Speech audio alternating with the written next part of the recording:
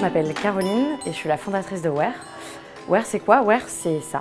C'est un masque anti-pollution, redesigné, entièrement fait en France et écologique. Nous avons développé une structure étanche sur la base d'une étude morphologique.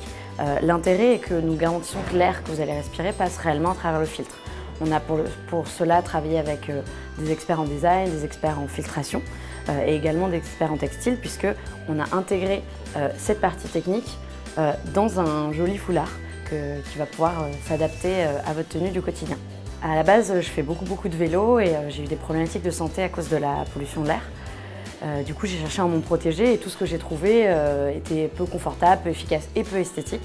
Et c'est comme ça que j'ai eu l'idée de Wear. J'ai d'abord monté un projet, j'ai répondu à plusieurs concours, dont un à Lyon. J'ai trouvé qu'il y avait beaucoup de synergie entre les acteurs et du coup ça m'a donné envie de m'installer ici. Outre les aides qu'on a reçues à ce moment-là, où on a été largement conseillés, etc., nous on était en relation avec Ronald Développement Initiative.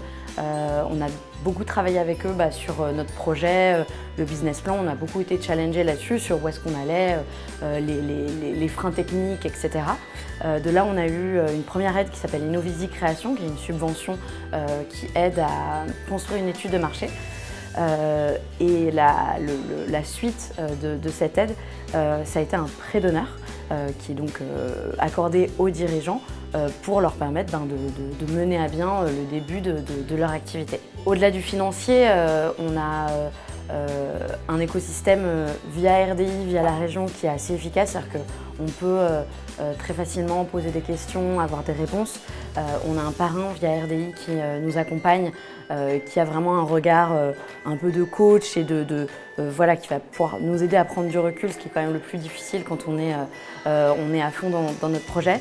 Si je devais donner un conseil à quelqu'un qui se lance, je lui dirais de déjà vraiment savoir où il veut aller, de rester vraiment concentré sur cet objectif, de du coup pas s'éparpiller pour vraiment franchir les étapes step by step, de pas les brûler parce que c'est vraiment très important.